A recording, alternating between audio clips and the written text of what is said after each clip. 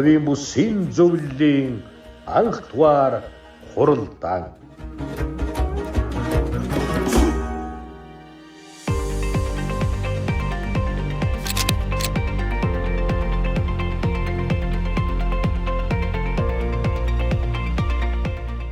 Энэхүү тайзан дээр говийн бүсийн онцлог харьцуулалт сэдвүүтэй сэлцүүлэг өрнөнө.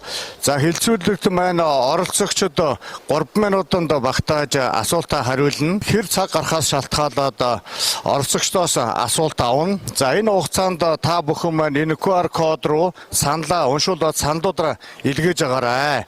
За ингээд миний бие хойд бүс, хангаан бүсийн яг энэ онцлог харьцуул сэдвээр модератор ажиллаад өнөөдөр одоо ингээ 3 дахь удаагаан говийн бүс дээр модератор ажиллаж байгаадаа баяртай байна.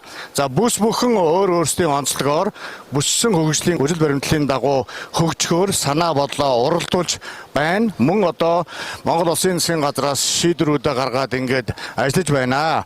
За өнөөдөр говийн бүсийн хувьд бол мэдээж сая танилцуулсан Марс одоо хөтөлбөр байна. Цай сандын салхин одоо парк, мөн аялал жуулчлал, аж үйлдвэрлэгээд олон юмараа онцлогтой ийм сайхан одоо бүсийн хөгжлийн төлөвлөлтийн талаар санд бодлоо хуваалцахаар гарч ирсэн оролцогч нарт баярлалаа. За ингээд өнөөдрийн одоо хэлэлцүүлгээр гарсан санал дүгнэлтийг өргөдсөн зөвлөлт хуралдааныг хэлэлцүүлж шийдвэр гаргуулах ийм учиртай байгаамаа. За ингээд эхний асуултаа иргэдэд хурлын дөрвөн дараагаас асууя. Говийн бүс бол ногоон хөгжил, ногоон эрчим хүч, аж үйлдвэрлэлийн бүс болохоор ингээд төлөвлөсөн байгаа. За тухайлбал танай аймагт энэ аж үйлдвэрлэлийн бүстэй холбогдуулаад ямар үйлдвэрлэлийг төлөхөд дэмжигч байна? Ер нь одоо цаашлаад энэ бүсэд аж үйлдвэрлэл аж үйлдвэрлэлийн паркийг байгуулах ийм зорилт байгаа юу? За та бүгдийн өглөөний амгалан айлтгая. Өнөөдөр одоо говийн бүсийн уулзалтанд хүрэлцэн ирсэн та бүгдтэй талархаж байна. За ер нь бол одоо говийн бүс бол Монгол улсын эдийн засаг, эрчим хүчний салбарын гол одоо зангилаа. Говийн бүс хөгжиж Монгол улсын хөгжил одоо явах ийм одоо боломжтой ийм бүс нутгаа. За Говьсүнбэр аймгийн хувьд 20 мянган хамттай Монгол улсын хамгийн отхон залуу аймаг. Өнөөдөр одоо дэд үс хөгжсөн энийгээ дагаад үйлдвэрлэл үйлчилгээ ялангуяа хуурай бомб цэцгэлэн хөгжих. За дээрээс нь одоо мандалгоо 10 хэрийн автозам гэдэг ингээд энэ зам тээврийн салбар, дэд үтсийн салбар төлхөө хөгжиж энийгээ дагаад ажлын байр нэмэгдэх ийм одоо боломжтой энэ аймаг. За манай аймгийн хувьд одоо сүүлийн жилүүдэд энэ Монгол Улсын засгийн газраас хэрэгжүүлж байгаа бодлогыг дэмжиж ажиллаж сүүлийн жилүүд ер нь ихний тавд одоо орж байгаа ийм аймаг. Хэдий одоо залууч гэсэн, хэдий хүн ам бага ч гэсэн өрсөлдөх чадвараараа улсдаа бол одоо нэлээд дээгүүр явж байгаа ийм аймаг юм аа. За таны асуултанд хариулахад бол ер нь бид нэр хэд хэдэн үйлдвэрлэлийн чиглэлийн ажлын байрыг нэмэгдүүлэх чиглэлээр бас анхаарч ажиллаж байгаа. Тэрний нэг нь бол энэ Баянтал суман дээр мал аж ахуйн эко паркийн асуудал байгаа. Энэ ажил маань одоо 2023 онд эхэлсэн. Засгийн газрын шийдвэр гарцсан. За 2024 онд одоо Говьсүнбэр аймгийн иргэдийн хурлаар газрын асуудлыг шийдэж, за тэгээс төсөл сонгон шалралтыг зарлаж Mon Excel гэдэг компани шалгарч энэ үйл ажиллагаа явуулж байгаа. 2025 оны намар гэхэд одоо үйл ажиллагаа нь эхлэхээр ингэж одоо төлөвлөгдөж байгаа. За эхний ээлжиндээ 1000-аас эхэлж байгаа. 1000 одоо ажлын байр эхлэн. За одоо ялангуяа манай Монгол улсад энэ малчтын маань асуудал чухал байна. Энэ одоо мах энэ малын гаралтай түүхийдийн үн уналт ч гэдэг юм уу, иймэрхүү зүйлүүд байгаа учраас энийг одоо сайжруулах орлогыг нэмэгдүүлэх чиглэлээр энэ төсөл маань хэрэгжих юм аа. Жилдээ 5 сая одоо малыг 27 шилжүүлсээр 5 сая малыг эргэлтэнд оруулж одоо гадагшаа гаргах. Ерөөсөө л ийм асуудал дотоодын хэрэгцээ гэхээс илүү гадагшаа одоо Монгол махыг гаргах ийм үйлдвэрлэл технологийн паркийг бий болгохоор цаашлаад ярих юм бол одоо 20 мянган хүн амтай хот бий болгох ийм одоо зорилгын хүрээнд энэ төсөл маань хэрэгжиж байгаа. За дараагийн дугаард бас одоо манай Говьсүнбэр аймгийн Баянтал суман дээр нисэх бодлын аэродром байдаг хуучин одоо Орос цэргийн анги. Тэгээ энийгээ түшиглээд энийгээ одоо засгийн газрын шийдвэрээр Батлан хамгааллын яамны харьяа байсныг иргэний эсхийн газрын харьяа болгож нисэх буух асуудлыг шийдвэрлэж энүүгээрээ дамжин саяны ярьсан тэр одоо мал аж ахуй өөр юу байдгийг босод одоо худалдаа үйлчилгээг экспорт нь гаргах иймэрхүү одоо ажлуудыг хийхээр төлөвлөж байгаа. За дараагийн дугаард мэдээж одоо Монгол улс ч хөдөө аж ахуй гэж сая ярьсан аялал жуулчлал. Одоо энэ говийн бүсийг чинь үзэх гэж нөгөө тэмээг нь хоёр бүхтэй тэмээг нь үзэх гэж энэ элсийг нь үзэх гэж тэр наран ойрхон байгааг нь харах гэж маш олон гадны улсууд ирдэг. Тийм учраас энэ говийн дөрвөн аймаг хамтдаа энэ одоо аймгийнхаа шашин соёлын төвч гэдэг юм уу уул ус хангалтал хий гэдэг юм уу энэ болгоныгоо хамтарсан байдлаар кластер хэлбэрээр бас хөгжүүлэх ийм одоо боломж байгаа. Манайд одоо Чойрын богдгүй сайхан хайрхан байна. Олон одоо сайхан улсууд дахин шүтдэг. За тэгэл дэмжиг хийд хамрын хийд гэдэг ингээд маш олон боломжууд байгаа учраас энийгээ дамжуулаад аялал жуулчлалаар одоо бас санхүү мөнгө босгох ийм одоо боломжууд бас байна гэж хэлж. За баярлалаа. За баярлалаа. За дараагийн асуултыг энх одоо садаргаас асууя. За говийн бүсэд бол дөрвөн аймаг 47 сум одоо харьяалагдж байгаа. За энээс гадна одоо энэ бүс нутагт уул уурхайн стратегийн ач холбогдолтой маш их олон орд газрууд байдаг. Мөн уул уурхайн одоо үйлдвэрлэл их хөгжсөн ийм бүс нутаг байгаа. Энэ үйлдвэрлэлийн бүс нутгийн хувьд цаашдаа ямар бодлого барьж ажиллавал энэ говийн бүсийн хөгжилд онцгой хувь нэмэр оруулна гэж бодож байна. За та бүхэндээ энэ өдрийн мэнд хүргье. За Өмнөг аймгийн хувьд бол Монгол улсын стратегийн орд газар гэж хэлэгддэг оюутлогой, за 5-7 бүлэг орд, за нарийн сухбат гээд Өмнөг аймгийн баруун бүс нутагт байдаг 3 сум шивээ өрөнгийн бомбын наадалд байдаг стратегийн томоохон 3 бүлэг орд байдаг. За энэ бүлэг ордууд дээр бол оюутлогой бол тусдаа зис алтны орд та бүхэн мэдж байгаа засгийн газарчлалын доктортой байдгийн гэрээтэй, за аймаг орон нутагтаа самтай ажиллагааны гэрээтэй ингээд тусгай гүйцэтгэгч 1000 орчим компаниуд томоосон жижиг хүртэл ингээд оюутлоготой хамтарч ажилладаг. За 5-7 бүлэг орд дээр бол Эрдэнэс 5-7 гээд одоо монголчуудын бүгдээрнийх нь өмч төрийн өмчд уурхай байдаг. За орон нутгийн өмчд 51% эзэлдэг. Орон нутгийн өмчд ууган 5-7 гээд одоо 60 жилийн түүхтэй анхны нүүрсний уурхай коксчих өндөр зэрэглэлийн нүүрстэй уурхай орон нутгийн өмч 51% нь өмнө овчуудын өмч. За 49% нь дэлхийн олон зуун мянган хувьцаа эзэмшигчдийн өмч ийм уурхай байдаг. За энержи ресурс гэдэг үндэсний хэмжээний бас том төсөл явж байгаа. Энэ бол 5-7 бүлэг орд газар дээр бас үйл ажиллагаа явуулдаг. За мөн 5-7 бүлэг ордтой залгаа баруун наран гээд бас нүүрсний уурхай байдаг. За энэ мэт ингээд 3-4 5-7 бүлэг орд дээр байгаа коксчих өндөр зэрэглэлийн нүүрсний орд. За түүний туслан гүйцэтгэгч 400 орчим аж ахуйн нэгж бас тэнд үйл ажиллагаа явуулдаг. Одоо хөрс уулалт, тесэлгээ, заавал борлуулалт, уул ажил гээд за мөн хоол хүнс үйлдвэрлэл, за бүр ариун цэврийн одоо цаас сой сүртэл нийлүүлдэг ингээд аж ахуйн нэгжүүд ингээд маш олон тоогоор байдаг. За баруун бүс нутаг бол коксчих нүүрс биш. Гэхдээ сул коксчих, хагас коксчих гэж ярьдаг. 3800-аас доош коксчих чанартай нүүрс нарийн сухатын бүлэг орд дээр байдаг. За тэнд бол мак, чунхаа мак, хөрөнд ломайн, өсөх зоос, за наадалт нь ноён сумын нутагт хур эрдэнэ баялаг тэр энержи. За одоо нэг өнгөрсөн онд эхэлж байгаа AAI гэдэг бас компани, за жавхлан торд гэх мэт ингээд нийтдээ 15 уул уурхай аж ахуйн нэгжүүд Өмнөг аймагт байгаа. За уул уурхай аж ахуйн нэгж байгаагийн хэрээрээ үйлдвэрчлэлтийг одоо хөгжүүлэхгүй бол сая одоо өнөөдрийн байдлаар дэлхийн зах зээл дээрх нүүрсний үн бол өнгөрсөн оны мөн үетэй харьцуулахад бол 42%-аар унтсан байна. За зис алтны үн бол одоо урд түүхэнд байгаагүй хамгийн өндөр үн дээрээ явж байгаа.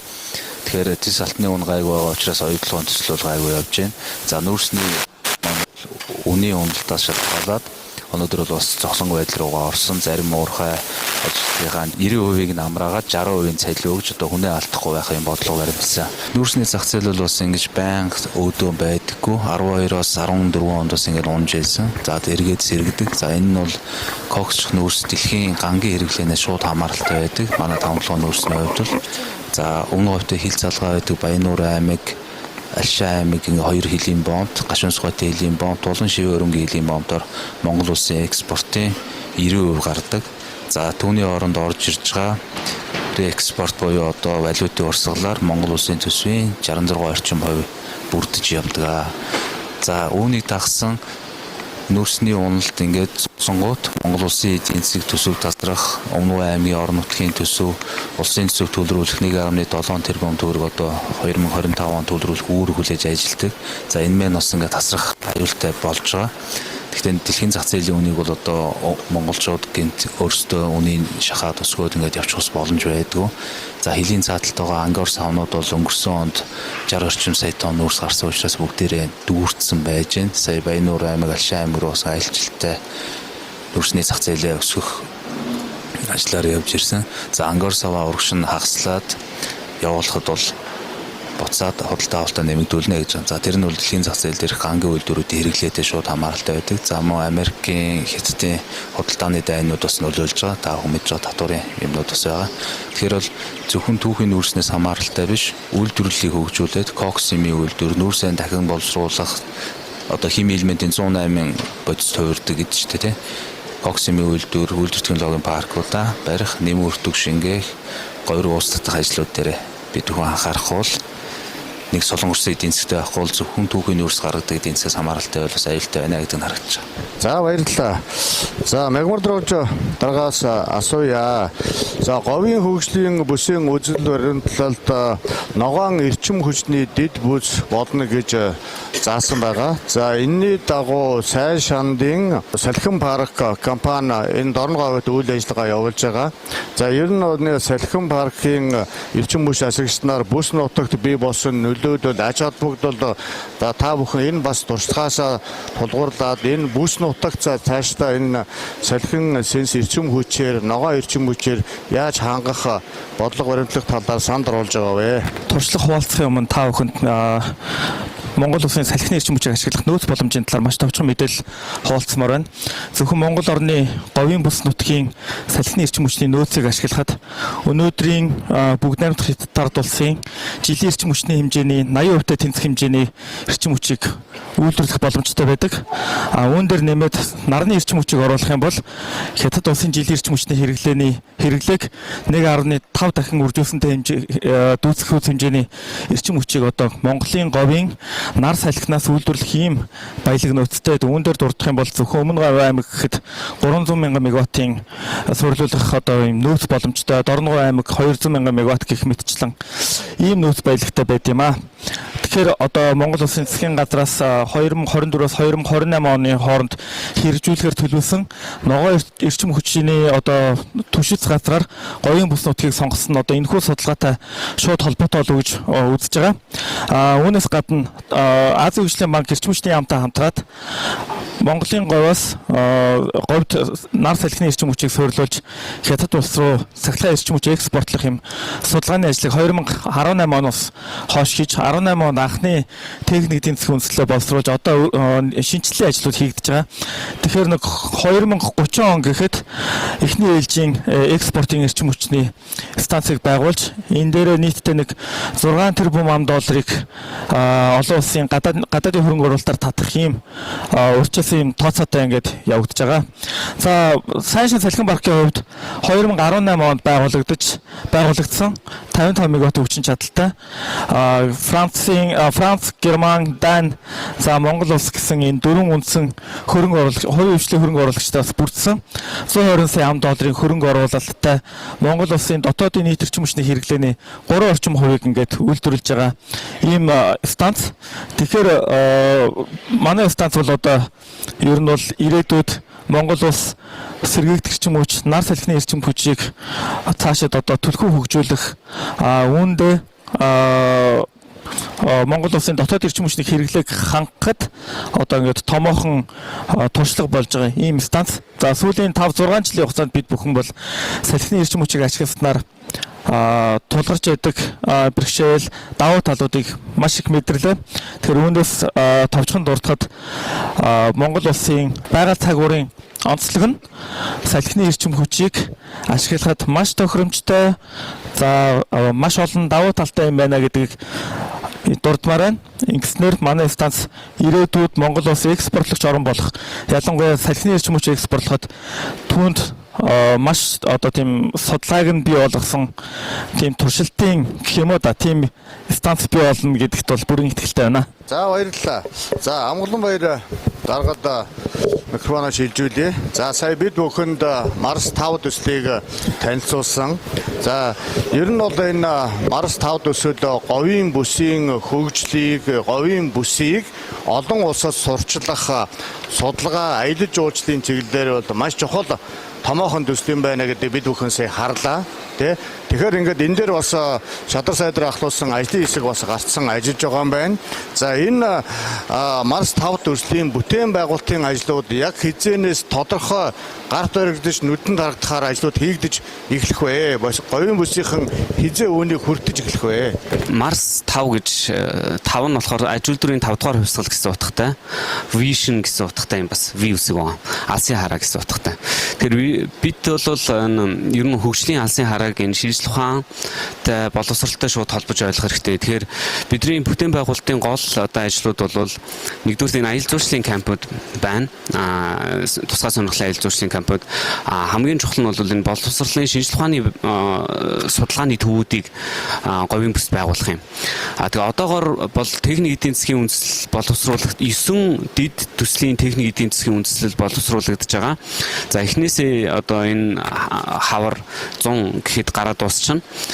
Тэгээд хөрөнгө оруулалтын хувьд бол 2025 онд биднэртээ хит хитэн гадны хөрөнгө оруулагч нар уулзалт зохион байгуулахаар бас гадны хөрөнгө оруулалтын банкуудаа уулзалт зохион байгуулахаар урьдчилан төлөвлөсөн байгаа. Зөвхөн бодиттой ажил бол энэ хөрөнгө оруулалтын дараа бидний төлөвлөж байгаагаар 26 оноос эхний одоо байгууламжууд байгуулагдаад эхэлнэ. Тэгээ гол бидний одоо энэ говийн бүс хийх гэж байгаа энэ ажлын зорилго бол бид нар мэдээж энэ говийн бүс байгалийн их нөөцтэй. Гэхдээ энэ нөөц бол мэдээж шавхагддаг нөөц. Бид нар шавхагддгүй нөөц рүү болгож хувирахын тулд энд шинжлэх ухаан технологийн салбарт хөрөнгө оруулалт хийх хэрэгтэй. Хүний нөөцөө бэлдэх хэрэгтэй. Мэдээж энэ одоо аж үйлдвэрийн юм кластер байгуулъя гэж байгаа бол бас энд хүний нөөц хэрэгтэй. Энэ хүний нөөцийг энэ одоо дид бүтцийг наашин татахын тулд одоо шинжлэх ухааны ач холбогдолтой одоо хөрөнгө оруулалтыг наашин татах ёстой. Тэгээд энэ бол бид нар одоо энэ тэтгэлийн шинжлэх ухааны байгууллагуудтай хамтарч ажиллаад говийн бүсэд шинжлэх ухааны дундын судалгааны төвийг байгуулах юм зорилт тавиад ажиллаж байна. За асуудал маш сонирхолтой явагдаж байна. За мэдээж аж үйлдвэрийн бүс ногоон эрчим хүчийг дэмжин мөн одоо энэ Марс 5 гэдэг энэ төсөл хэрэгжиж байгаа энэ говийн бүс бол одоо маш чухал стратеги ач холбогдолтой говийн бүс төдийгүй улс орны эдийн засаг хүртэл маш чухал байх нь бол нэгэн тодорхой харагдаж байна. За энэ аж үйлдвэр болон ногоон эрчим хүчийг хооронд нь хослуулж хөрөнгө оруулалтыг яаж татах вэ? Отомой дарга Дорногов аймагт газрын тосны гадаадын томоохон хөрөнгө оруулалттай ийм томоохон одоо мега төслүүдийн нэг явж байгаа. Энэ орон нутгийн компаниуд оролцоод энд гадаадын хөрөнгө оруулалт аваад тэгээд ширэм хайлуулах, нүүрс коглжуулах, ширэм үйлдвэрлэх, нүүрс коглжуулах, хөдөр одоо баяжуулах гэдэг энэ оролцоо явж байгаа. Монгол компаниудад гадаадын хөрөнгө оруулалт гэхээс дотоодын банкны одоо үйл ажиллагаа, банкны тогтолцоогоо өөрчлөх, өнөөдрийн том хилцүүлэг, энэ том хурал, засгийн газрын том одоо орол дээр бизнесийг төлөөлж байгаа учраас энэ том төсөлд оролцохын тулд Монголын банкны тогтолцоог өөрчлөх энэ л одоо бизнес хүн бүрийн одоо толгойж байгаа ийм л асуудал байгаа. За баярлалаа. За артагууд сагалаас асууя. Ер нь одоо энэ говийн бүсэд ногоон эрчим хүч аж үйлдвэрлэлийн дид ус болгоно гэсэн ийм үйлс баримтлал явагдаж байгаа. Энэ дээр төрийн оролцоо болон хувийн өвчлөдийн оролцоог ямар байвал зүгээр гэж та бодож байгаа вэ?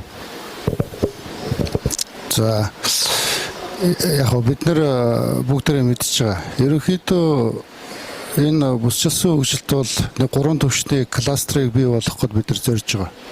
3 түвшний кластер. Тэгэхээр орон нутгийн түвшний кластерыг бид нар яаж бий болгох вэ гэхээр энэ аж үйлдвэр бол яхаа аргагүй одоо гол хөгжлийнхэн зүтгүүр болж таараад байгаа. Тэгэхээр энэ хүнд аж үйлдвэрийн салбарыг дагаад энэ хөнгөн аж үйлдвэр нь өөрсдөө хөгждөг ийм зүй тогтолтой. Энэ агуулгаараа бол аж үйлдвэрийн эрс баялагын яамнаас тэр энэ аж үйлдвэрийн бодлогыг бол цаашдаа үйлдвэр технологийн паркийн хэлбэрээр хөгжүүлэхээр бол ингээд төлөвлөд ажиллаж явж байгаа. Тэгэхээр энэ үйлдвэр технологийн парк гэдэг бол өөрөө татвар хууль эрх зүйн орчны одоо хөнгөлөлтөө хувийн хвшлийг бол дэмжсэн мөн дээр нь нэгдсэн одоо дэд бүтц инженерингийн шугам сүлжээ бүхий ийм орчин үеийн хот төлөвлөлт гэж нэг талаараа ойлгож болно. Нөгөө талаараа энэ бол одоо хөдөө аж ахуйн нөөц болон эрс баялагын нөөцдөр ингээд тулгуурласан үйлдвэрлэлийн гинжин хэлхээгээр үйл ажиллагаа явуулах ийм амьд одоо систем гэж бид нар ойлгох ёстой. Тэгэхээр энэ дотор бол аль болох одоо хувийн хвшлүүд орж үйл ажиллагаа явуулах энэ орчныг нь бол 2022 оны 7 сарын 5-ны парк хэрэгцсэн байдлын тухай хуулиар бол ингээд нээлттэй болгогдсон байна.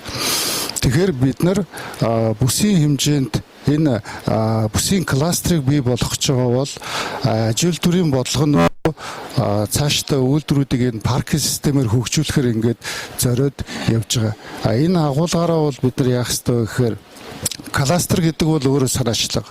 Төр хувийн хвшил эрдэм шинжилгээний байгуул гэсэн энэ гурван одоо огтлцол нийлж иж энэ өөрөө цаашаа явдаг гэсэн.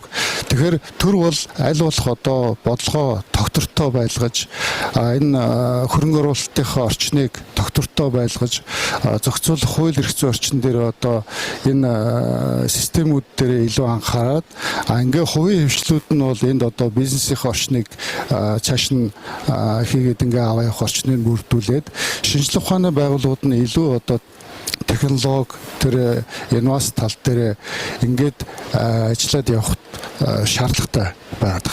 Тулга аялал жуулчлалын мэргэжлийн холбооны ерөнхийлөгчөөс асууя. За мэдээж ногоо эрчим хүч аж үйлдвэрлэлийн дид бүс байна гэдэг бүссэн хөгжлийн үйлчлэл баримтаа тусгацсан ингээ явж байна.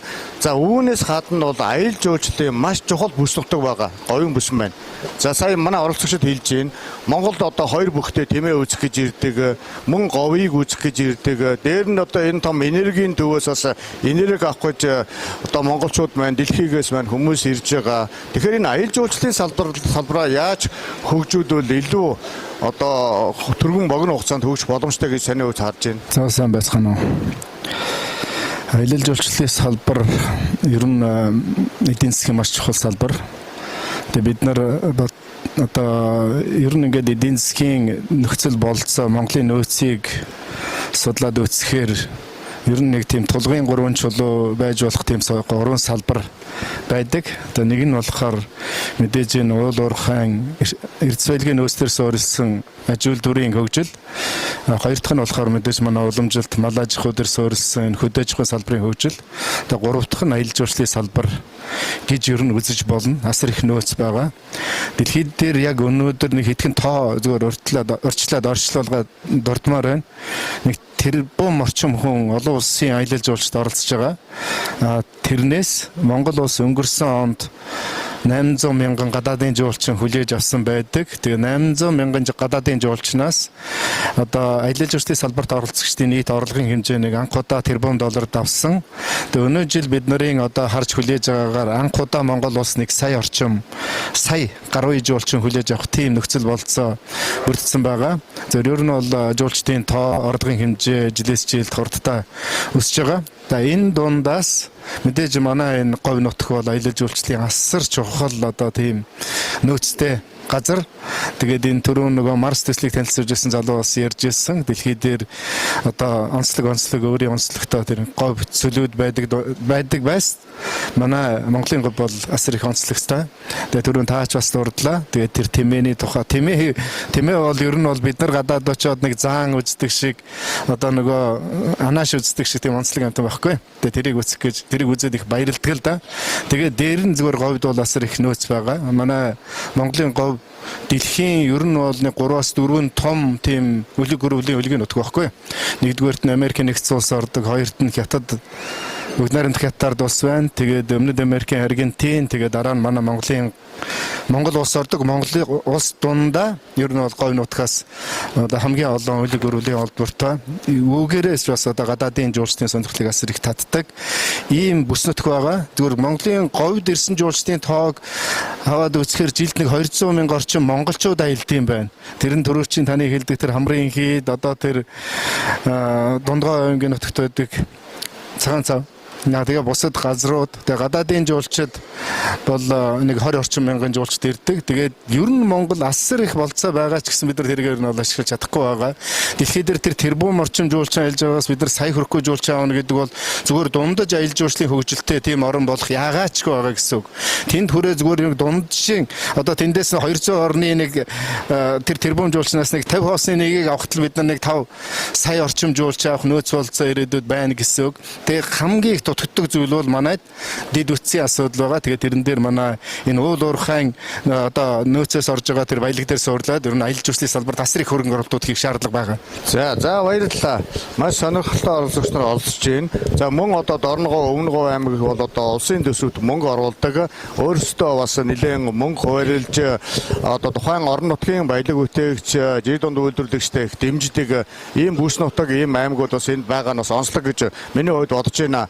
За үүнээс гадна Монгол улсын ерөнхийлөгчийн санаачилсан хүнсний хувьсгал, цагаан алт, Монгол улсын засгийн газрын санаачилсан шинэ хоршоо, Атрын 4-р аян гээд маш том үндэсний хөдөлгөөнүүд энэ бүссэн хөгжилтэй уялдуулаад бас ингээд хамтдаа улс орон даяар хөдөлгөөнөд өрнөд ингээд явж байна. За миний хувьд бол одоо хүнсний хувьсгал үндэсний хөдөлгөөнийг хариуцж ажилладаг. Яг энэ бүссэн хөжилтөд давхцаад орон нутагт бас манай хүнсний хувьсгалын багийнхан маань томилтор ажиллаж байгаа.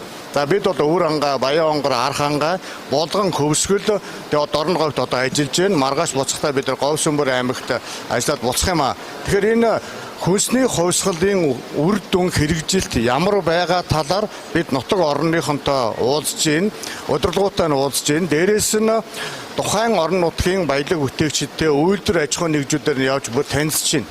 За тухайд Дорноговт бол одоо өчтөр тэр ингэний хоорм хийдэг одоо хүний үйл ажиллагаатай одоо очиж танилцлаа. Эндээс 40 км бас зайтай байд юм байна. Мөн одоо хүүхдийн сүх хөтөлбөр эхэлсэн. Одоо өдөр бүр 250 г сүг одоо өгөх тийм шийдвэр гарсан. Одоо ингээд хүүхдийн сургууль цэцэрлэгүүдэд сүү нөйдөлийг гэхээр сүү олдохгүй сүү тасарсан. 5 одоо ажлын 5 өдөр одоо өгөхтэй болно. Ганц өдөр чүүдэ чатмаа одоо сүү өгч байгаа. Гэх мэт асуудлууд бол энэ орон нутагт толгонцсон асуудлууд байна. Тэр энэ асуудлуудыг шийдэх гэж хүнсний хувьсгал үндэсний хөдөлгөөн явж байгаа. Эрчимцэн мал аж ахуйг хөгжүүлэх гэж байгаа, газар дараалан хөгжүүлэх гэж байгаа. Тухайн бүс орон нутагт хүнсний хувьсгалыг хийж хүнсний үйлдвэрүүдийг ажилтнанд оруулах хэрэгтэй юм байнамаа. Тэгэхээр энэ хөдөлгөөний хүрээнд тухайлбал Говьсөнбөр аймаг дээр тухайлбал энэ говийн бүсэд хүнсний хувьсгалын үр дүн хэрэгжилт цаашдаа хийж хэрэгжүүлэх ямар ажлууд байна гэж таны хувьд бодож байна вэ? За мэдээж одоо хүнс гэдэг бол одоо Монгол улсын хүн амын хамгийн чухал асуудал. За Монгол улс гэхгүй дэлхийн бүхэл улс хүний хүн гэдэг чухал асуудал. Мэдээж идэж уун амьдрал үргэлжлэнэ. Тийм учраас одоо манай аймгийн хувьд хэзээ одоо бага газар нутагтай ч гэсэн газар нутгийнхаа үр шимийг хүртэх тодорхой хэсгийг одоо зөв ашиглах ийм одоо боломжийг бид нар илэрхийлж ингэж ажиллаж байгаа. За дээрээс нь одоо хүнснийхээ ногоог тариалах ийм одоо 10 мянган га газар байсан юм билээ. Тэгээ энүүгийг бид нар одоо сая аймгийн иргэдийн хурлаараа хэлэлцэж, дэмжиж, мөн одоо засгийн газрын шийдвэр гарч тариалангийн бүс нутаг болгож. За Говьсөнбөр аймаг хүнсээ өөрсдөө хангая. За цаашлаад одоо гаргах ямар боломж байна гэдэг тал дээр анхаарч ажиллаж байгаа. Дээрээс нь говийн бүс ялангуяа өвс тэжээл байдгүй. Өөрсдөө одоо малын бэлчээрээр өвсөө хэрэгэлдэг учраас малын тэжээлийг одоо тариалах ийм одоо боломж байгаа. Дээрээс нь эрдэнэ шиш тариалах гэх юм уу. Иймэрхүү чиглэл дээр одоо манай бас аймгийн бодлого явж тэгээ иргэдийгээ одоо бас энэ чиглэл рүү төлхөө анхаарах, ялангуяа хүнснийхээ асуудлыг бид нар өөрсдөө шийдвэрлэх ийм одоо боломжийг эрэлхийлж ингэж ажиллаж. За ялангуяа одоо Монгол улсын ерөнхийлөгчийн санаачилж байгаа энэ одоо хүнсний хувьсгал үргэлжлэх ёстой гэж би ойлгож байгаа. Их эхний үе шат бол бас ялангуяа амжилттай хэрэгжиж байгаа. За мэдээж одоо Дархан Сэлэнгийн үр тариа, Төв аймгийн үр тарианы газар гэдэг юм уу ингээд хуучин одоо цаг хугацаанд явж исэн энэ зүйлүүдийг өргөжүүлж өөр одоо бүс нутгууд ялангуяа Говийн аймагт яаж хэрэгжүүлэх вэ? Манай бусад аймагуд маань яаж одоо энэ үр тариагаа өөрсдөө тарих уу, хүс тэжээлээ өөрсдөө тарих уу, малын тэжээлээ өөрсдөө тарих уу, хүнс ногоогоо өөрсдөө тарих уу гэдэг юм уу. Ийм чиглэлээр хамтарч ажиллах бол бүрэн боломжтой бол байгаа гэж. Тийм учраас одоо үндэсний хувьсгал 2 гэдэг энэ одоо хөтөлбөрийг бас эрчимжүүлэх чиглэлээр бол та одоо энэ ажлыг хариуцдаг хүний хувьд бас анхаарч ажиллах бид нар бас дэмжиж ажиллах бэлэн байгаа шүү гэдгийг хэлье. За нөгөөтэйгүр одоо түрүү бас ярихтаа марцсан энэ манай хоршоологчд Монгол улсын төр одоо энэ хоршоологчтойгоо дэмжих энэ бодлогыг гаргаж энэний хүрээнд одоо маш олон хоршоологчд маань нэгдэж ингэж ажиллаж байгаа. Маш олон гоё одоо малын гаралтай төвгийн бүтээгдэхүүнүүдийг гаргаж ингэж ажиллаж байгаа. Монголчуудын нэг зам байна. Нөгөө ганцаараа явах гэдэг, нөгөө нүүдэлчин ахуйгаар явах гэдэг. Гэтэл чинь одоо хамтраад хийвэл за би энэний чадна, чи тэрийн хийчих шиг тийм үү. Ингэж хоршиж, ингэж явж ижил одоо бид нар л хөгжих ийм одоо боломжууд нэгж байгаа. Тийм учраас манай Сөмөр аймгийн хоршоологчд бол маш их идэвхтэй ажиллаж бүтээгдэхүүнүүд үйлдвэрлэж зах зээл гаргаж байгаа. Энх өдрөөс асууя. За говийн бүсэд маань бол одоо уул уурхайн томоохон компаниуд үйл ажиллагаа явуулж байна. Улс орны маш чухал стратегийн.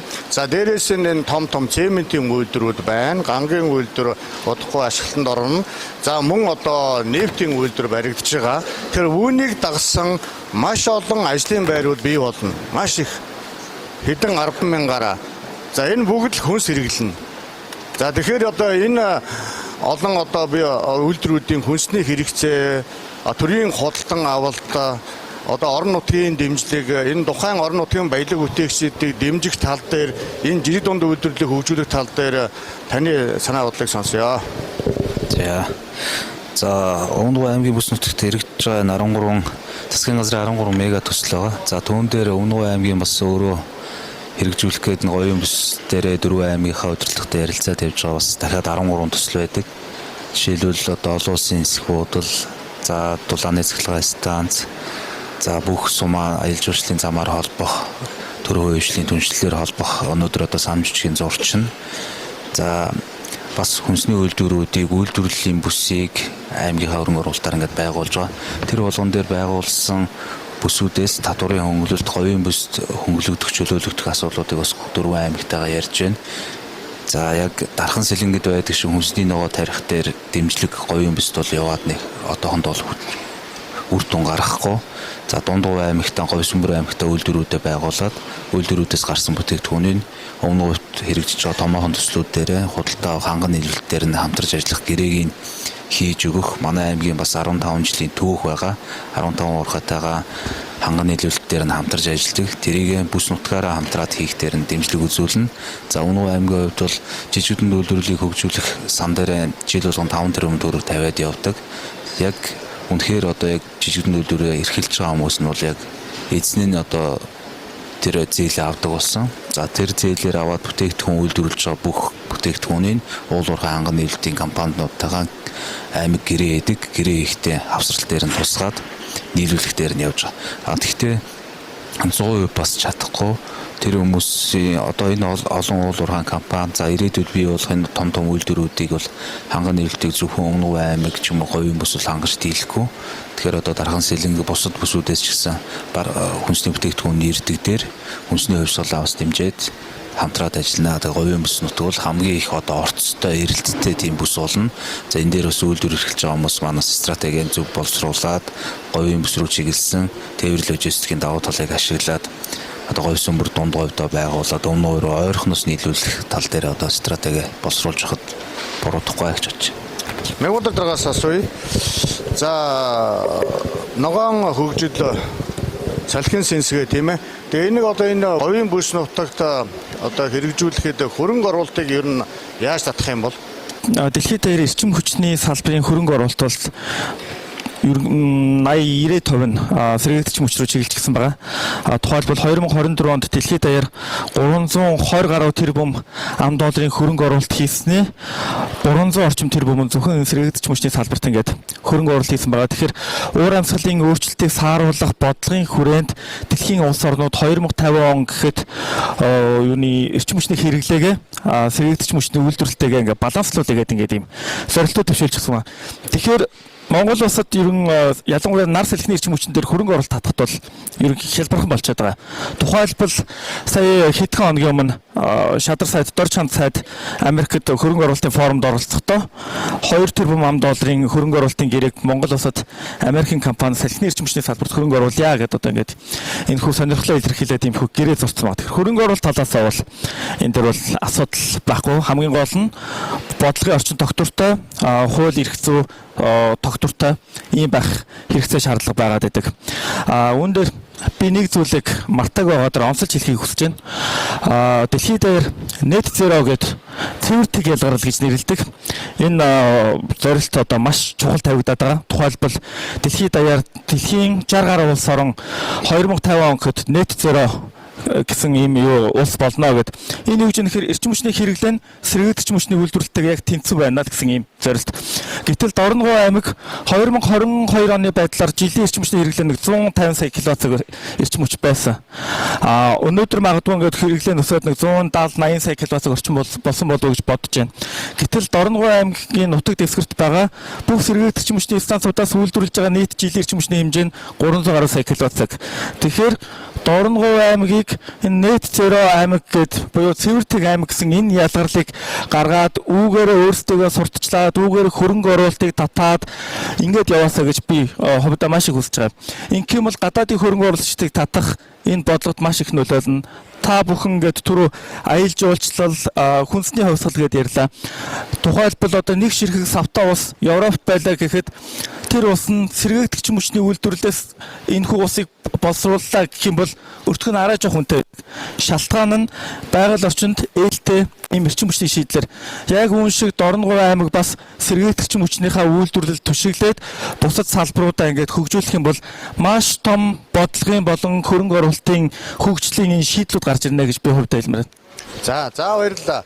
За ногоо эрчим хүчинд бол хөрөнгө оруулалт бол ямар ч асуудалгүй гэж хариулж байна. За мэдээж одоо дэлхийн өөрөө ногоон эдийн засгийг дэмжиж байгаа учраас бол одон төрлийн хөрөнгө оруулалтууд бол энэ говийн бүс рүү одоо усаагаар хэрэгтэй хөрөнгө оруулалт нь бол одоо ингээд урсан орж ирэх нь бол тодорхой юм байна. За ингээд одоо Марс 5 Амгаланбаатар дараагаас асууя. За мэдээж ногоо эрчим хүчинд хөрөнгө оруулалтад ямар ч асуудалгүй гэж байна. За танай төсөл дээр хөрөнгө оруулалт татахад ямар бэрхшээл байна. За бид нар би ер нь зүгээр энд нэг юм онцлолж хэлмээр байгаа. Ер нь энэ бүсийн хөгжил, энэ хөгжилтэй холбоотой юм ярьж хахад бид нар энэ хүний нөөцийн асуудлыг зайлшгүй шийдэх ёстой. Яг зүгээр хатуу хэлэхэд бол Марс одоо Монгол улс бол нэлээд олон зүйл дээр бүр их хойно явж байгаа. Ер нь хоцрогдсон. Тэгээ биднэрт бол энэ инновац хийх зайлшгүй шаардлага байгаамаа. Одоо саяны ярьж байгаа энэ хүнсний үйлдвэрлэл дээр ч гэсэн бид нар инновац хийх шаардлагатай. Одоо энэ сая 23 оны 12 сард бид нар Америкийн нэгдсэн улсын Юта мужид байдаг аналог төв дээр ингэний сүг одоо хатаасан хэлбэрээр байгаа сансрын хүнс болох туршилт хийгээд тэр амжилттай болсон.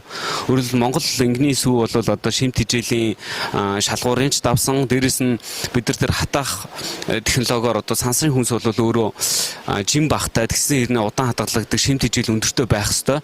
Тэгээ бид нар ингэний хааруулыг борцыг тэгээ хатаасан арц эдэр гэсэн хит хитэн одоо Монгол уламжлалт аргаар боловсруулсан одоо хүнсийг туршиж үзсэн бүгд тэр шалгуурыг давсан. Гэхдээ энэ дэр инновац хэрэгтэй. Зайлшгүй инновац байхгүй бол бид нөгөө уламжлалт технологиороо одоо тэр хэмжээнд хийж чадахгүй. Нэгдүгээрт, хоёрдугаарт бидний нөгөө үнэлдэггүй гадныхан идэхгүй байх гэж боддог борц хатуу ааруулчин сансрын хүнс болоод үнэн бүр огцон өсөж байгаа байхгүй. Тэр бид нэр одоо нэгж бүтээгдэхүүнийг 1000 дахин үнэтэй болгох ганц л арга байгаа нь инновац. Тэгээ бид нар инновац руугаа нэгдүгээрт ингээд юу яах хэрэгтэй, орох хэрэгтэй. Тэгээ энэ хүнсний салбарт ч тэр энэ сэргийгдэх эрчим хүчний салбарт ч тэр аялал жуулчлалын салбарт ч тэр хэрэгтэй. Яг тэгэхээр говийн бүс бол ингээд Монгол улс өөрөө угаасаа нэг хүнд ногдох газар нутгийн хэмжээгээр өргөн дид бүтцийг шийдэхэд хэцүү. Гэтэл энэ Марсын судалгаанаас гарч ирж байгаа инновацаас гарч ирж байгаа технологиуд нь дид бүтцээс ангид эрчим хүчний одоо дид бүтэц төвийн эрчим хүч бохирын шийдлээс ангидаар шийдэх тэр боломжуудыг гаргаж ирж байна. Газар тариалангийн асуудлыг инновац хийгээд шийдэх боломж гарч байна. Бас энэ сэргийгдэх эрчим хүчний ч гэсэн шийдлүүд эндээс гарч ирж байгаа. Тэр энэ ирээдүйн эрчим хүчний шийдлүүд, ирээдүйн хүнсний технологиуд, ирээдүйн газар тариалангийн асуудлууд, ирээдүйн боловсрол гэх бүх ирээдүйтэй чиглэсэн юм эндээс гарч ирж байгаа. За энд бол хөрөнгө оруулалт хийхэд бас түүнийхтэй адилхан ер нь асуудалгүй. Яагаад тэгэхээр дэлхийн улс орнууд өөрснөө энэ зүг явж байна. Энэ зүг рүүгээ хөрөнгө оруулалт хийж байна. Харин биднэрт нөгөө давтагдшгүй давуу тал нь биднэрт байгаа байхгүй юу? Жишээ нь Япончууд өөрсдөө судалгаа хийгээд Марстай төстэй гадаргууг өөрснөө нөгөө лабораторийн орчинд гаргахын тулд хэдэн тэрбум долларын хөрөнгө оруулалт хийх шаардлагатай болсон байна. Гэтэл Монгол өөрөө бараг хөрөнгө оруулалт хийх шаардлагагүйгээр тэр нөхцөл байдал ингээд томоороо байгаа байхгүй юу? Тэгэхээр бид нар энд хөрөнгө оруулалт татаж чадах юм бол бид нар яг энэ инновацийг Монголд оруулж чадна. Тэгвэл бид нар ерөөсөө энэ боловсролын салбартаа, хүнсний салбартаа, аялал жуулчлалын салбартаа гэдэг энэ яг бүсчилсэн хөгжилд ярьж байгаа энэ бүх асуудлуудыг том малгаанд ор шийдэх боломж байгаа. Тэгэхгүй болохоор ингээд тусдаа инновац байхгүйгээр ингээд нэг араас нь яваадах юм бол бид нар маш их хөрөнгө оруулалт, тэгээ маш их салангат ажлууд явагдаж байгаа юм л та. Тэр би бол энэ хилцүүлэг болж байгаа учраас би бас тийм санаа хэлмээр байна. Одоо энэ салбарын нийлээд энэ үржигшгийг хүртэхийн тулд одоо юм хамтын ажиллагаагаа нийлүүлэх шаардлагатай байна. За баярлалаа. За говийн бүс бол эдийн засгийн хувьд бол ирээдүйд нэлээ хүчрэг ийм эдийн засгтай бүс болох нь бол одоо тодорхой байна. Одоо ногоон эрчим хүч, саяны дараа Марс 5, за мөн аж үйлдвэрлэл, мөн аялал жуулчлал хөгжүүлээ тий. Тэгэд энэ олон салбар бүгдээрээ хүнс хэрглэж байгаа. Сая бүгд хэлж байна тий. Одоо Марс дээр ч гэсэн тэр борцыг авъя, харуулыг авъя. Энэ одоо яг таарч байна.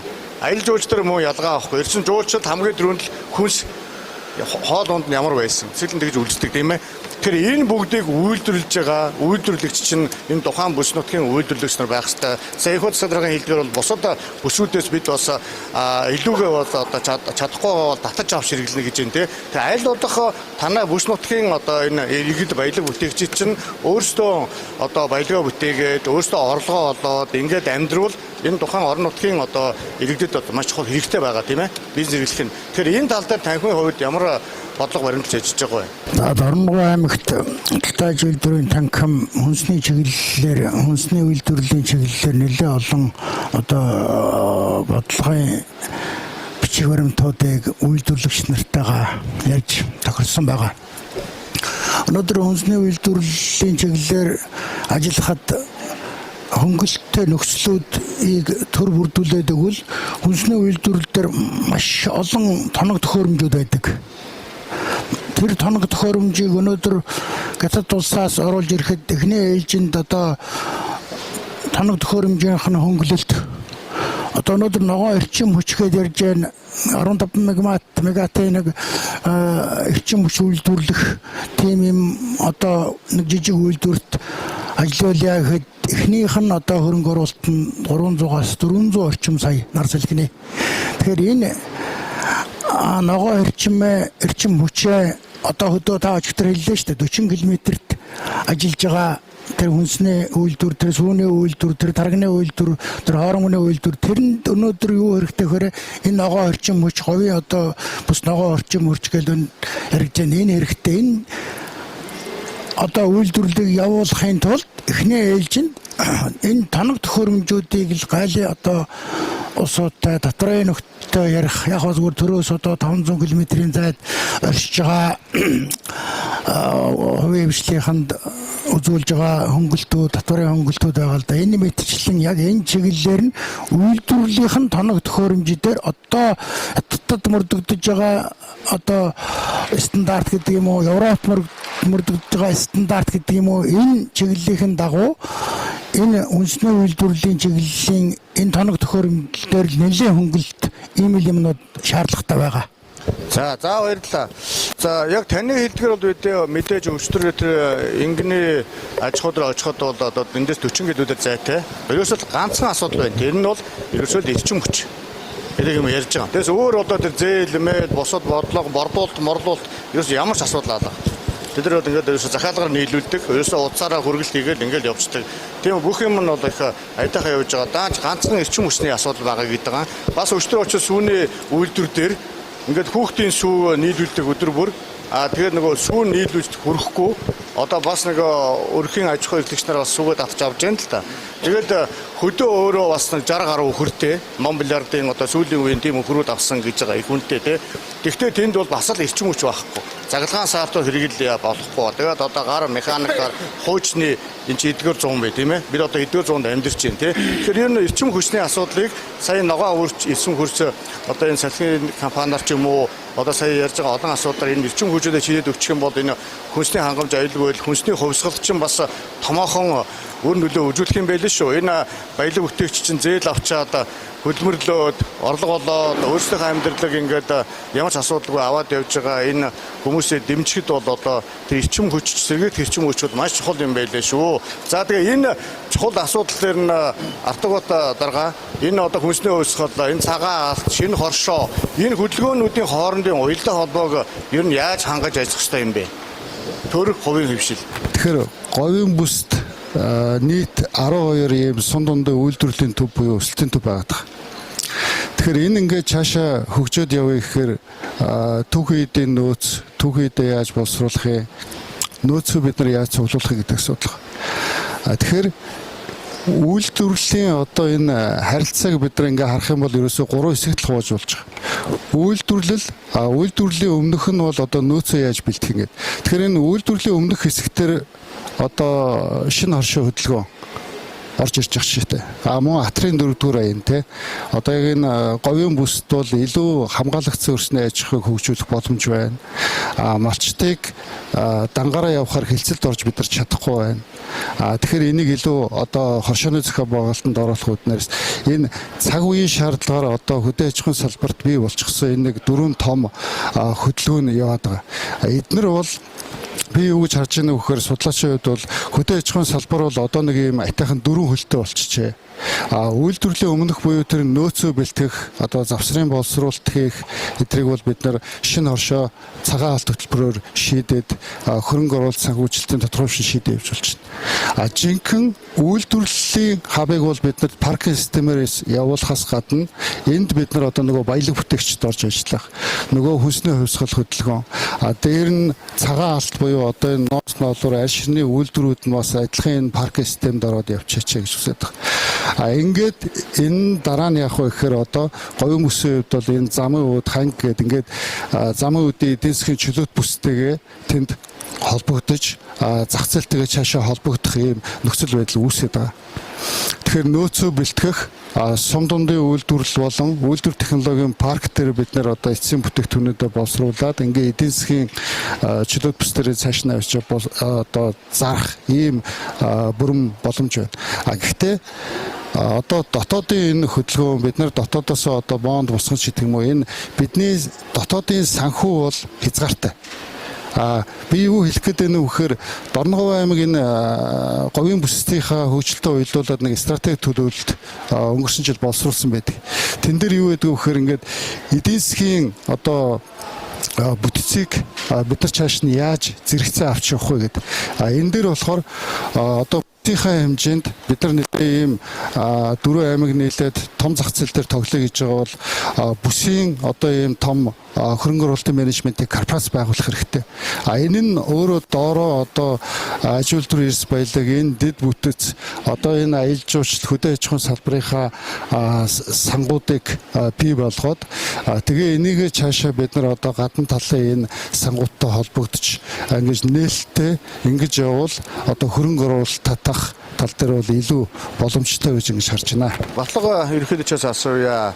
За та түрүү хэллээ одоо Монгол улс нэг сая зуулчин авах гээд. За тухайлбал одоо говийн бүс төрчтэй маш их боломж байна. Бас асуудлууд их байна гэдэг байгаа шүү дээ. Энэ дээр төрийн оролцоо, төр хувийн хвшлийн хамтын ажиллагааг яаж одоо хоршуулвал илүү богино хугацаанд амжилтанд хүрнэ гэж бодож байна. За аялал жуулчлал өөрөө нэг хэд хэдэн ийм дэд сектороос бүрддэг салбар.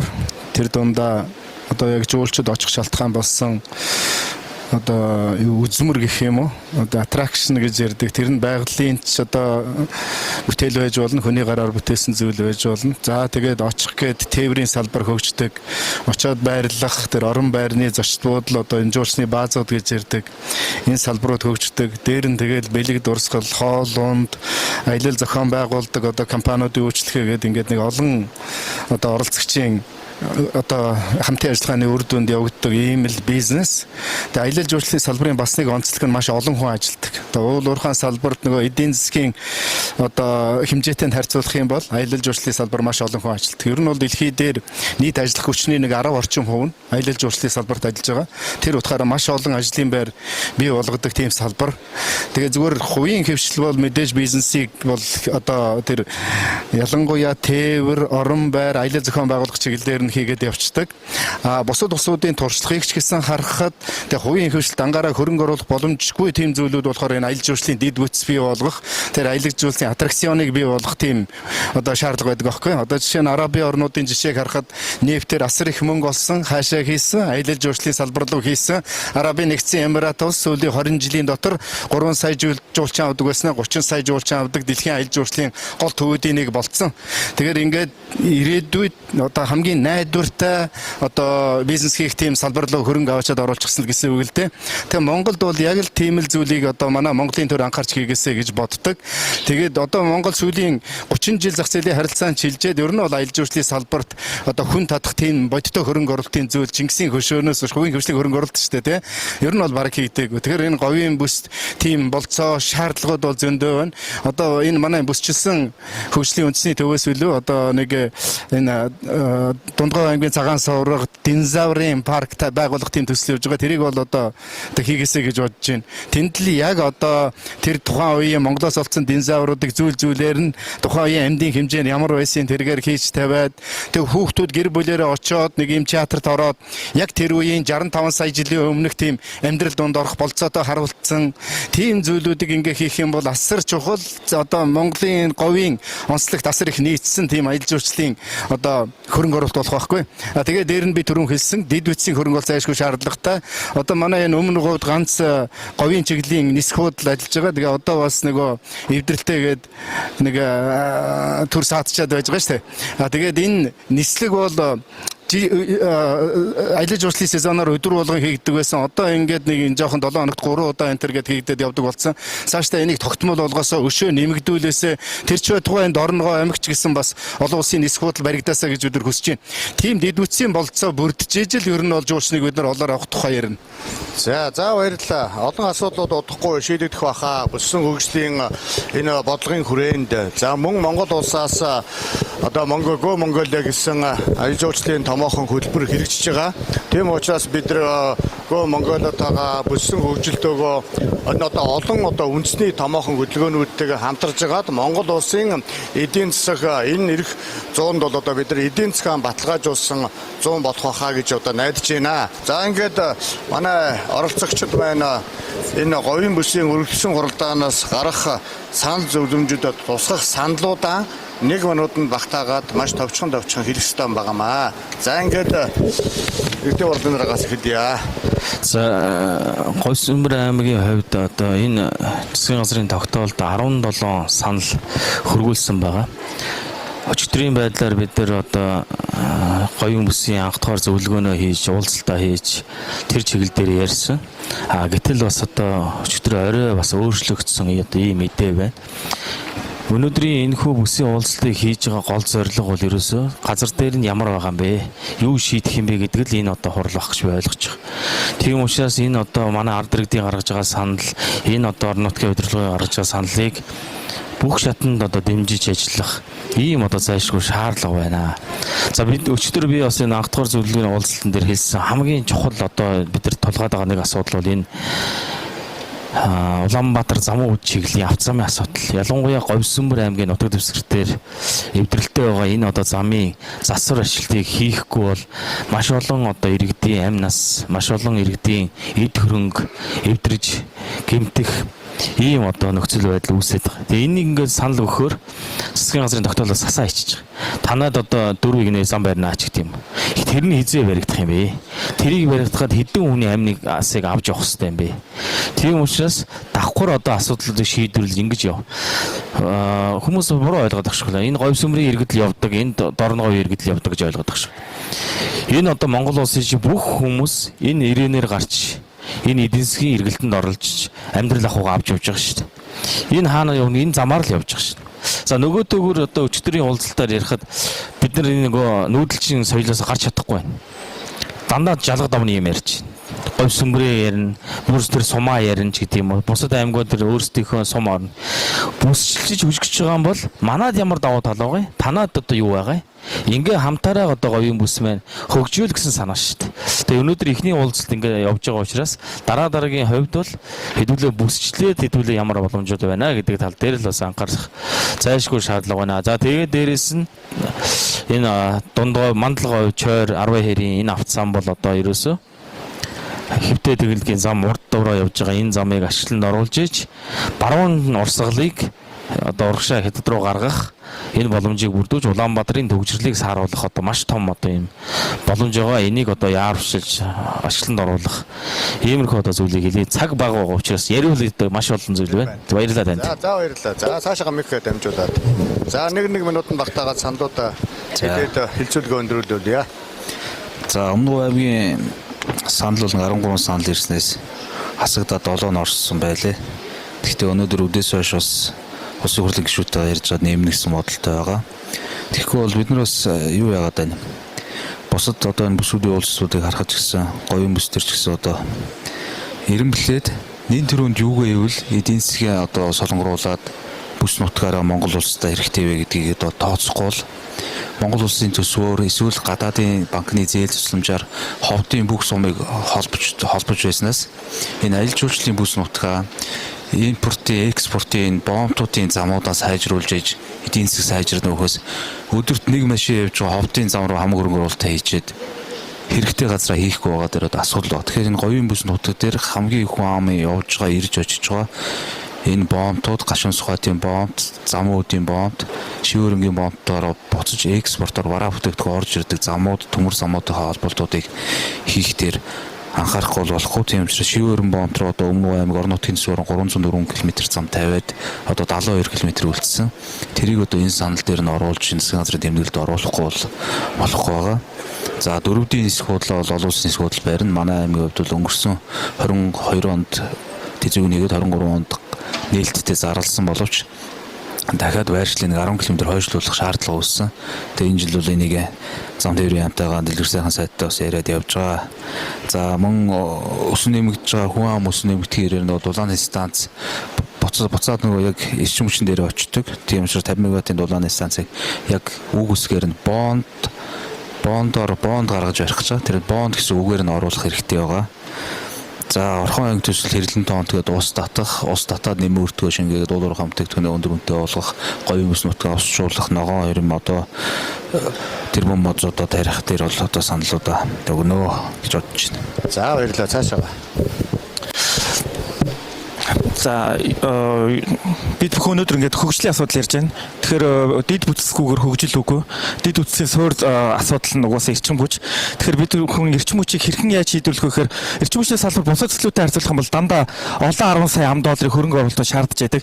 Тэгэхээр үүнийг шийдвэрлэхэд ерөөсөө гадаадын хөрөнгө оруулалт чухал. Тэгэхээр гадаадын хөрөнгө оруулагчдыг итгэлийн төрүүлэх тэдгээрийг татахад бид бүхэн маш их анхаарал татах хэрэгтэй, ажиллах хэрэгтэй.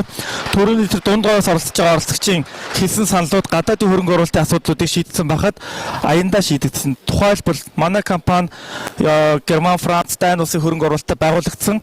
Гэтэл манай компани үе шаттай хөрөнгө оруулалт хийсээр байгаад тухайлбал Дорногов аймгийн нэгдсэн эмнэлгийн чих хамар холын мэс заслын тасгийн бараг 70% нь манай компани хөрөнгө оруулалттай буюу 2 дугаар шатны үйлчлэгийг эмчилгээг хийдэг болчихсон.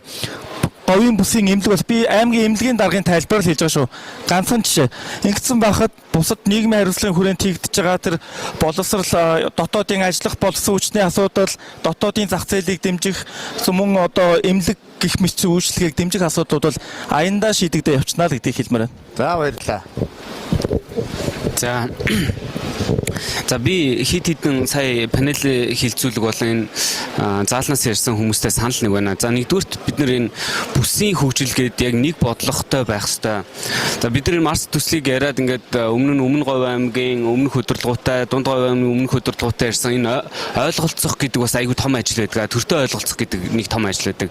За энийг бол бид нар яг нэг бодлого болох хэрэгтэй. Ирээдүйн дэлхийн одоо явж байгаа зүг чиг рүү болох хэрэгтэй бодлого.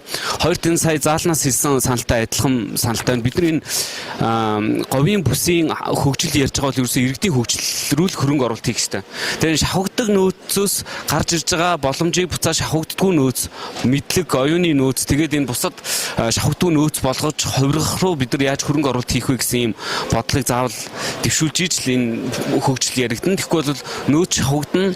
Өнөөдрийн төсөв үсгүй бол өнөөдрийн хөрөнгө оруулалтууд хизээ зогсох нь мэддэхгүй. Тэгэхээр энийг цаашдаа өөрөө мөнгө босгож чаддаг тийм болгохын тулд хүн рүүгээ хөрөнгө оруулалт хийх хэрэгтэй, шавхагддаггүй нөөц рүүгээ хөрөнгө оруулалт хийх хэрэгтэй гэж үзэж байна. За баярлалаа. За. За бүсүүдийн зөвлөгөө ар хангай баруун бүс булган хангайн бүс өнөөдөр дорногов болж байна. Дутлагын үйлдвэрийн танхим нэг л бодлогоор энэ бүсүүдийн зөвлөгөөнд оролцож байгаа. Тэгээд банкны бодлогыг өөрчлөх, банкны бодлогыг нэн одоо яаралтай энэ бизнесүүдэд хугацааг нь уртсгах, хүүгийг багасгах. Гэтэ банк өөрөө хувийн байгууллага учраас дутлагын үйлдвэрийн танхимын барьж байгаа байр суурь нь хүн дээр яг банкуд өнөөдөр ашиг олж байгаа байгууллага. Тэгэхээр тэр хүүгийн бол яг хэвээр нь хадгалаад өнөөдөр орон нутагт олгож байгаа зээлийн олголтын араа ихсгэх, хугацааг нь араа уцсах ийм санал тавьж байгаа. За баярлалаа. За цаашаага. За баярлалаа. Тэгэхээр яг бүсчилсэн хөгжлөгээд бид нар энэ нэг кадастр яриад сая олуулаа нийлэх ёстой гэж яриад яваад байгаа. Тэгэхээр ер нь бол яг бизнесийг бол систем хийдэг гэдэг агуулгаараа бид нар энэ төрийн дэмжлэг, энэ зээл, энэ татврын хөнгөлөлтийг болж игвэл энэ системд өгөөч, тогтолцоонд нь өгөөч, өртгийн сүлжээг бий болгож байгаа, нэгдэж нийлж байгаа энэ өртгийн сүлжээ болон энэ кадастраар нь дэмжиж энэ татврын хөнгөлөлтийн бодлого болон зээлийг өгөөч гэж нэгдүгürt би хүсмээр байна. Хоёрт говийн бүс нэг онцгой төсөл хэрэгжиж байгаа. Энэ нь бол одоо газрын тос боловсруулах төсөл. Тэгэхээр энэ төсөл одоо янз бүрээр ингээ яригдаад байгаа. Тэгэхээр энэ төсөл чухал гэвэл чухал. Энэ төслийг цаашид ус одоо парк болгоод тэгээд зөвхөн газрын тос боловсруулах биш. Нефт, хим, нүүрс химийн чиглэлийн болгоод жоохон төрөлжүүлээд ингээд явбал энэ илүү бодиттой байна болох хэрэгжих магадaltaй гэдэг хэлмээр байна. За баярлалаа. За би аялал жуулчлалын салбарын шаардлагыг л ярив. Ер нь дэд үтсэл хөгжүүлээч л гэж төрөөс өсмөр байгаа. Бүх зам Улаанбаатар руу ч гэж болохгүй шүү дээ. Улаанбаатар ер нь жуулчлалын сонирхол татдаг газар ерөөсөө биш ээ. Тийш очмооргүй байна. Энэ 70 задгад дуумаар байна, Орон Говь дуумаар байна, говийн бүсийг тойроо явчмаар байна. Хооронд ч гэсэн автосамаар холбооч энэ чиглэлээр хөрөнгө оруулалт хийх юм бол асар их болцоо байгаа гэдгийг хэлмээр байна. Хоёрдугаарт нь аялал жуулчлалын салбарт оруулж байгаа хөрөнгө оруулалтыг татврын бодлогоор дэмжээч. Тэр бодлогоо явуулаач. Аялал жуулчлалын салбар өөрөө нөгөө хөрөнгөө нөх хугацаа харьцангуй урт үйлрийн энэ шинж чанар тавиадаг учраас энэ чиглэлээр тэгж дэмжихээсээр аргагүй маа. Гуравдугаарт нь энэ Монгол улс бүгд найрамдах хятад улстай нэг хилийн орчмын аялал жуулчлалын гэрээ байгуулсан юм а. Тэр чинь явахгүй байна. Тэрийгээ явуулаач. Тэрийгээ явуулчих юм бол зөвхөн Монгол улс биш энэ говийн бүсэл ганцаараа сая орчимжуулчин аваад явах болцоо бүрднэ гэж хэлмээр байна. За баярлалаа. Манай оролцогч нар байна. Тус бүр өөрсдийнхөө саналуудыг товчхон бөгөөд тодорхой хэллээ. За бүсийн онцлог ба харьцуулалтаа хилцүүлгийн хуралдааны тэмдэглэлийг та бүхэнд уншиж сонирхуулъя. За нэгдүгээрт Чойр хотод Тэвэр логистикийн төв Хуурай баунт байгуулах. Хоёрдугаарт Говьсөнбөр аймгийн Баян тал суманд мал аж ахуйн эко парк байгуулах. Гуравт Говьсөнбөр аймгийн Баян тал суманд байрлах нисхийн аэродромыг иргэний нисхийн үндэсний төвд харьяан шилжүүлж олон улсын агаарын ачаа тээврийн баунт болгон хөгжүүлэх. Дөрөвт нь аялал жуулчлалыг говийн бүсийн нөөц онцлог тулгуурлан хөгжүүлэхэд уул уурхаагаас хөрөнгө оруулалт хийж дэд бүтцийг хөгжүүлэх. Аялал жуулчлалын салбарын ажиллах хүчийг бэлдэх. Цагаан совгоргыг түшгэлсэн аялал жуулчлалыг хөгжүүлэх. Тавт нь кооксчох нүүрсний ордыг түшиглэн үйлдвэржилтийг хөгжүүлэх. 6. Говийн бүсийн нар салхины хүчийг ашиглан эрчим хүч үйлдвэрлэлийг түлхүү хөгжүүлэх. 8. сэргээгдэх эрчим хүчний үйлдвэрлэлийг дэмжихийн тулд бодлогын болон хууль эрх зүйн доктортой байхад анхаарах 9 Марс 5 төслийн хүрээнд судалгааны төвүүдийг байгуулах, шинжлэх ухаан технологийн салбарт хөрөнгө оруулалт хийх, дараагийнх нь Монгол улс хүнс аялал жуулчлал, аж үйлдвэр боловсрол зэрэг бүх салбарт инновац хийх салбарт хамтын ажиллагаагаа сайжруулах. Дараагийнх нь Монгол компаниудад дотоодын банкуудын санхүүжилт хэрэгтэй байгаа тул банкны тогтолцоог өөрчлөх, хүн хөнгөн үйлдвэрлэлийн тоон төхөөрөмжөд санхүүжилтийн хөнгөлөлтөд дэмждэг үзүүлэх, гайл татрын бодлогоор дэмжих.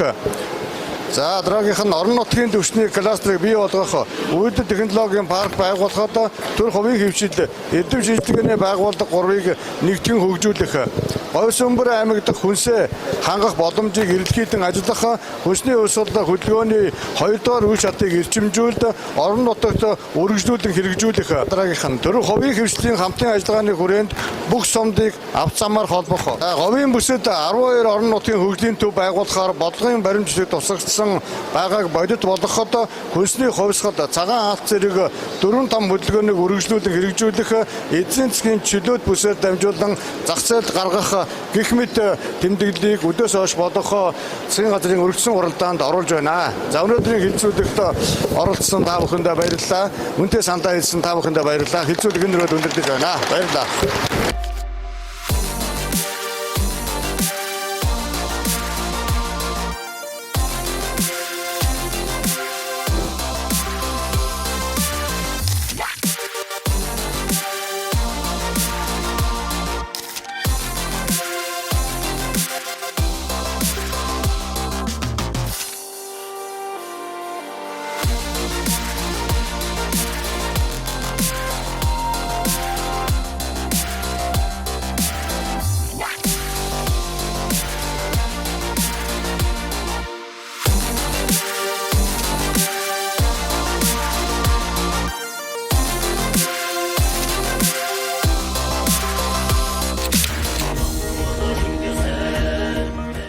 Говийн бүсийн зөвлөлийн анх дугаар хуралдаан.